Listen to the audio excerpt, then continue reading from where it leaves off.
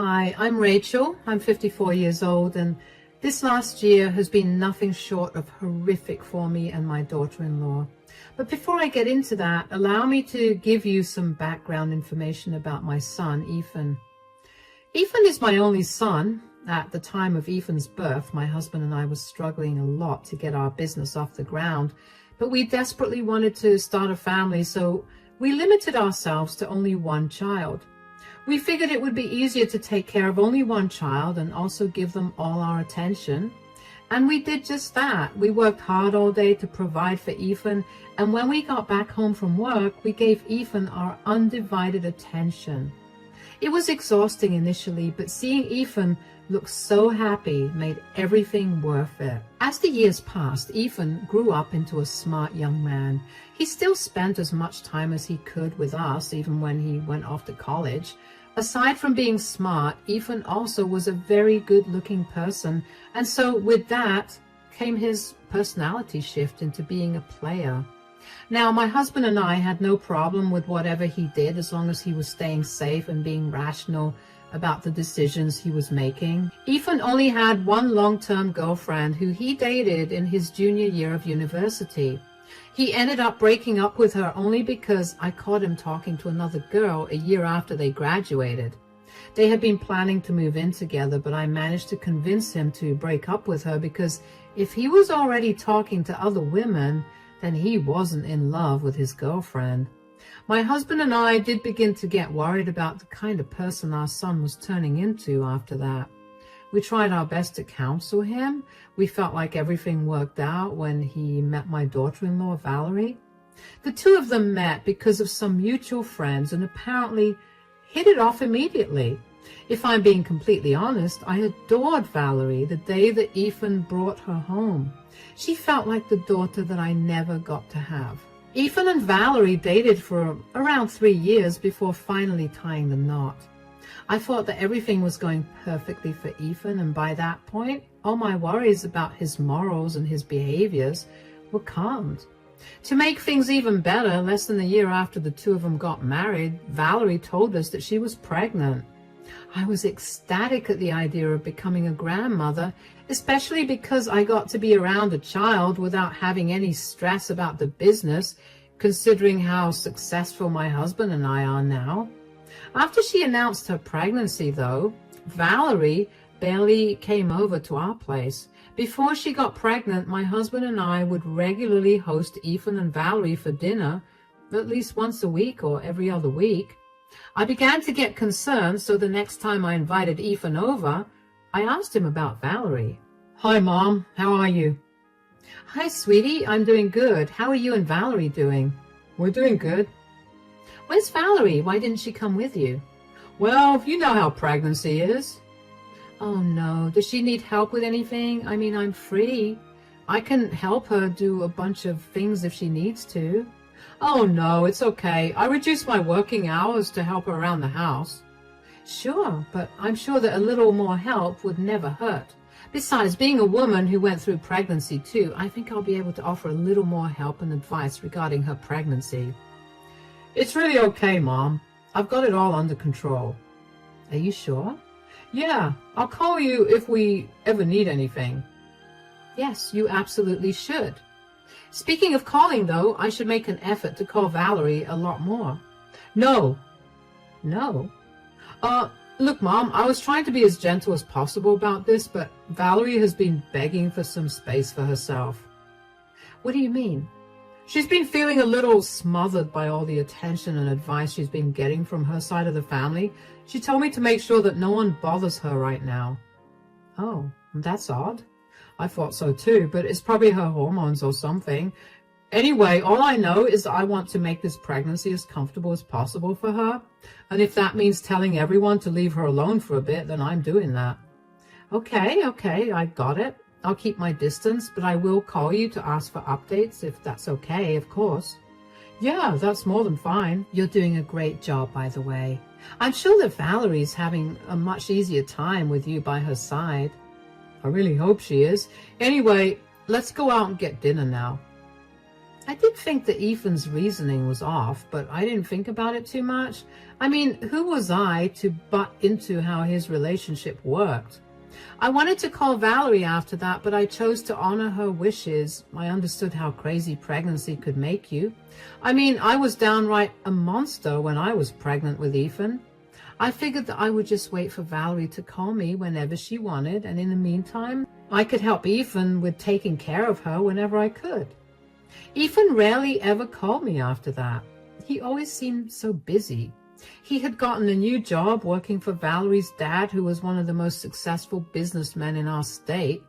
I was glad that Ethan's career was finally beginning to take off, especially with the baby on the way. Along with work, I also thought that Ethan was taking good care of Valerie, so I didn't bother him much either. With a lot less on my plate at that point, I was struggling to keep myself occupied throughout the day, so of course I began reconnecting with my old friends. After planning for a good few weeks, we finally agreed on a time for us to meet at the local cafe. When I got there, I initially was having a great time, but then my eyes wandered around the cafe, as they usually do, when I spotted a familiar head. Now, I know my son like the back of my hand, so even though I was only looking at the back of his head, I immediately knew it was him. Before I could get up to go greet him, I noticed who he was sitting with. He was sitting with another woman.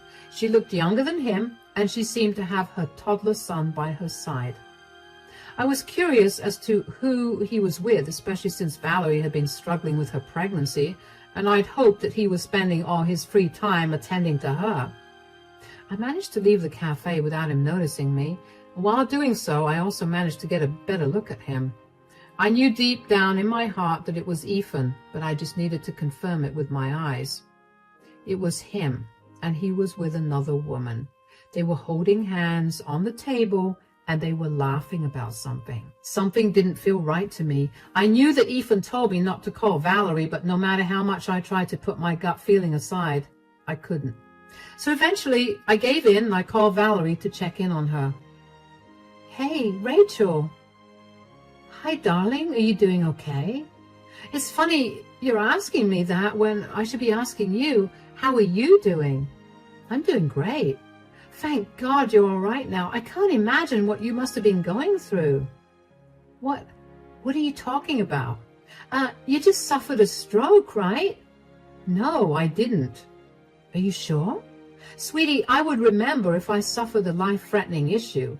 But Ethan has been so sad and upset for weeks. He hasn't been home because he's been so busy taking care of you. I haven't seen Ethan in weeks. I'm completely fine and healthy, I promise you that much. Then where has he been going for so many days? Actually, that's what I'm calling you about.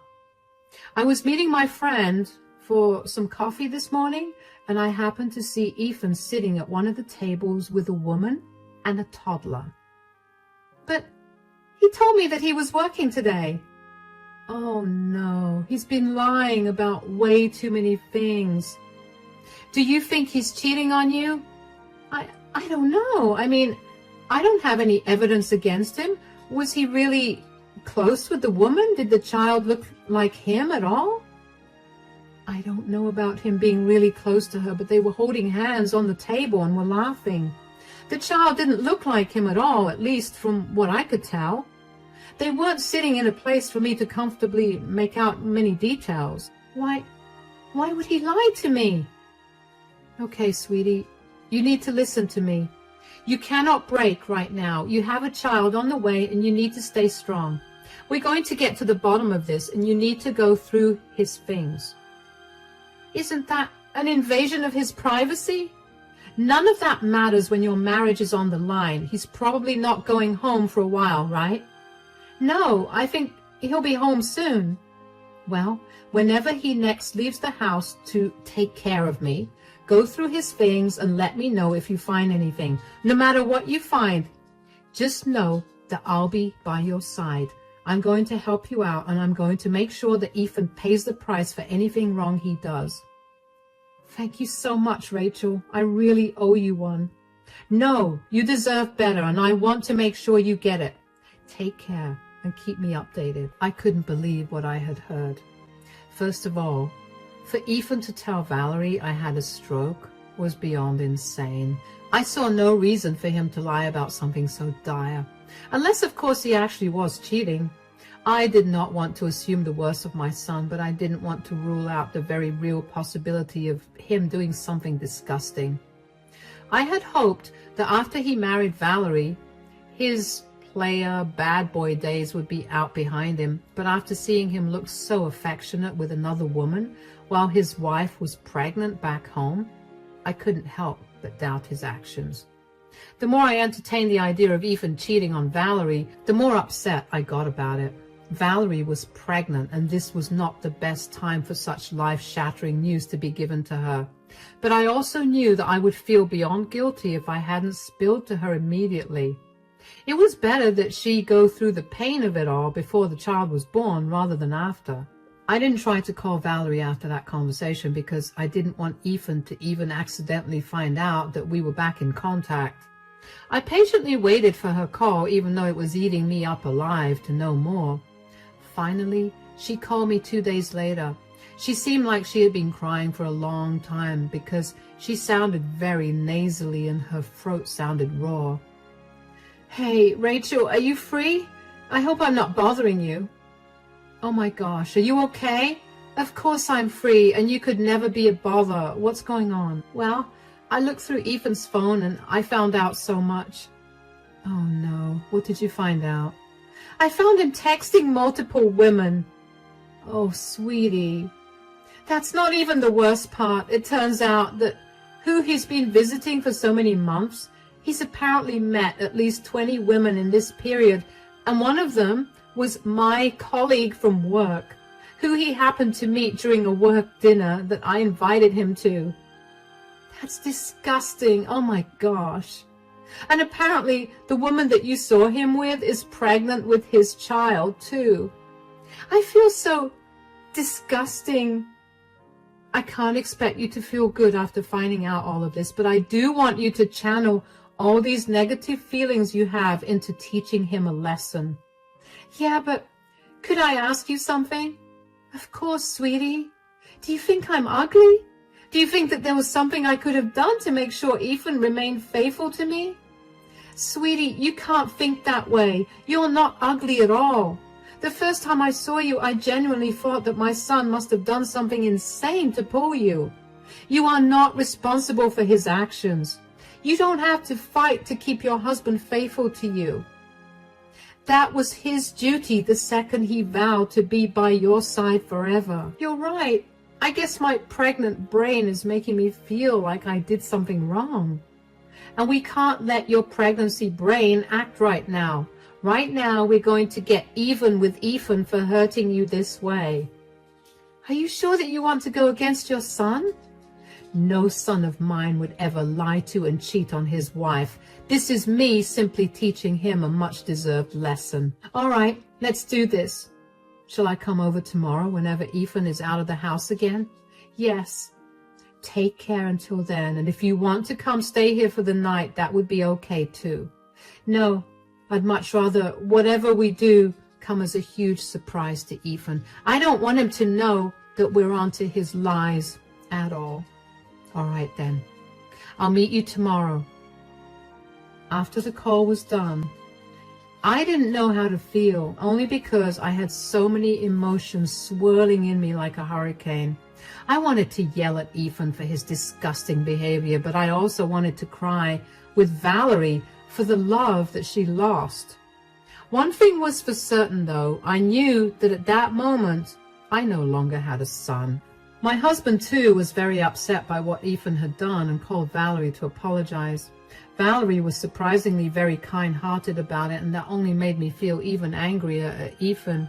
How could he have thrown away a 4-year relationship with the most kind, caring woman on the planet just like that, especially when she was pregnant with his child? I wanted nothing more than to call Ethan up and yell at him for being a jerk, but I knew better than to do that. If I did that, he would not learn any lesson. He would probably just move on and do the same thing to another woman. He needed to be equally hurt by this just so he would never repeat it, and I was all for hurting him in the worst way possible. After barely getting much sleep at night, I made my way over to Valerie's place the next morning. Valerie's eyes were red and puffy, and she looked like a mess. I hugged her tightly when I saw her, and then asked her how she was holding up. "How are you holding up?" "Well, I've managed to stop crying, so that's where I am right now." "I'm really sorry for Ethan's behavior. I can't help but feel really bad that this is all happening to you. It's okay for you to feel bad about all of this, but you have nothing to apologize for." "You're right. I just sometimes wonder if Ethan's dad and I raised Ethan better." "That's a load of nonsense. You guys are wonderful people, and I'm sure you raised Ethan to be just like you. Ethan made his own decisions, and that is not a reflection of you two." "You're absolutely right, but still, let me help you figure out how to get back at Ethan." "I think I already have an idea." "Oh, let me hear it." "I was thinking of informing my dad about Ethan cheating on me. I'm sure with all the time he's been sleeping around with other women, he's been slacking at work. I'm sure that Dad is only letting him work with him because Ethan is my husband and Ethan needs the money, considering I'm pregnant." "That's brilliant. Your dad can fire him and you can file for a divorce against him. But will your dad just blindly believe you?" "Of course. But he won't have to blindly believe me because I have all the proof I need of Ethan's cheating on me." "That's my girl. That's so smart of you. Okay, and what about the woman that Ethan got pregnant? Does she know that he's married?" "From what I could tell, she didn't." "Then I think it's time you tell her. Confront her with all the evidence and see what she says." "Do you really think that will go well?" "Even if it doesn't, at least the woman will be informed. And if it does go well, then it'll be horrific for Ethan. Either way, it's a win." "You're right. I'll talk to my dad about this." "Oh, and ask him if he could make it as embarrassing as possible for Ethan. And I also think that you should go a step further and expose Ethan to everyone in the family. I'll help, of course. This will only make sure that no one will help him out." "Do you think that's overkill?" "No. He is not allowed to cheat on his wife, lie to her and me, and then get away with it. This is a harsh lesson he needs to learn." "All right, then. Thank you so much for helping me out. You have no idea how much this means to me." "Of course, you're like the daughter I never had, and I have to help you out in any way that I can. And if you need help with literally anything, feel free to reach out to me." "I definitely will." The events that unfolded after that were nothing short of amazing. Valerie talked to her about everything that had happened and even gave him proof of Ethan's infidelity. Needless to say, he was beyond enraged. Valerie was his only daughter, and he was fiercely protective of her. So, of course, at her request, he fired Ethan in front of the entire office. He had apparently held a staff meeting for everyone, where he then proceeded to lay into Ethan for his incompetence and his lack of loyalty. Ethan was red in the face from embarrassment and probably also anger, but he could not say anything against his father-in-law out of respect. The only reason I knew of any of this was because I got in touch with Valerie's dad and apologized to him for the way Ethan treated Valerie. He too assured me that I had nothing to apologize for and told me that I had done way more good for Valerie than Ethan ever had. My husband, Valerie's father, and I sat down after that and decided that if we wanted to take any further action to teach Ethan a lesson, we decided it would be best for Ethan to no longer live anywhere near us. Together, we pulled all the contacts we had so we could make sure that nobody would hire Ethan. With all of our reputations combined, that was a pretty easy task. Valerie also managed to reach out to Ethan's mistress, who was pregnant. She wasn't aware that Ethan was a married man and was very, very angry when she found out. She also apologized a ton and told Valerie that she'd end her relationship with Ethan immediately, and she did. She also told Valerie that she would be fighting for full custody of their child, and she urged Valerie to do the same. By this point, several days had passed since Ethan got fired. Valerie lied and told him that she was staying with her parents because she couldn't take care of herself all alone, which was kind of true considering how heavily pregnant she was. During the few days that she was away, she also filed for divorce. As soon as she got the divorce papers in hand, she rushed over to my place to ask me how to serve the papers to Ethan. However, Ethan also decided to show up at my house at that time. He saw Valerie's car in the driveway and practically stormed in through the front door in a rage. "What did you do?" "What on earth are you talking about?" "You manipulative snake! That is no way to talk to the mother of your child." "Oh, were you in on this too?" "In on what exactly?" "I don't have a job anymore." "Really? Did my dad finally fire you?" "Finally? You wanted him to fire me?" "Why would he want his cheating son-in-law to work with him?" "How did you even find out about that?" "I happened to see you sitting with the woman you recently impregnated at a cafe. After that, all it took was one phone call to Valerie for the truth to unravel." "So you two didn't think it was fair to approach me about it? You had to go and tell your dad, Valerie? And you had to get me fired for it? And Mom, did you not care that I would lose my livelihood?" "You are a disgrace to me and your dad. You deserve nothing less than this." "Do you even know how humiliated I was at today's staff meeting? Valerie, your father yelled at me in front of everyone and then told me to get out of the office and your lives." "Yeah, I have all your things packed. You can take them and go." "You know what? I don't regret cheating on you." "Of course you don't. You're a disgusting person, and we didn't expect anything more from you." "No, you don't understand. Valerie was an absolute nightmare to deal with the second she became pregnant. She was always angry and always in pain. She snored so loud that I barely got any sleep, and she never did any of her work around the house. I would come back home from a tiring day of work to a dirty house and no food. Of course I went to search for satisfaction elsewhere." "You made me pregnant. Don't you dare forget that. You begged me to have your children, even when I told you I didn't want children for another few years. And of course I wasn't able to do much. I was in so much pain because of the pregnancy. You can't possibly blame me for the pain. And it's even more pathetic of you to blame Valerie's pregnancy for your incompetence as a husband. Your satisfaction should never have come first. Your first priority should have been Valerie and her well-being, something that I told you I would help you with, but you lied about doing yourself." "I had to lie. The two of you meddled too much, and I needed a foolproof plan to make sure I got what I wanted." "Well, you just did. So don't blame me for the consequences of your actions. Surely you anticipated getting caught and paying for it, right?" "What I did not expect was you two teaming up against me." "I don't see why I need to have any sympathy for you. Just take your things and get out." "This is not over. I'm going to make your lives hell." "Sure. Let me see how you do that when you have no job." "What do you mean?" "Valerie's dad, your father, and I have made sure to put you on a statewide blacklist for your profession.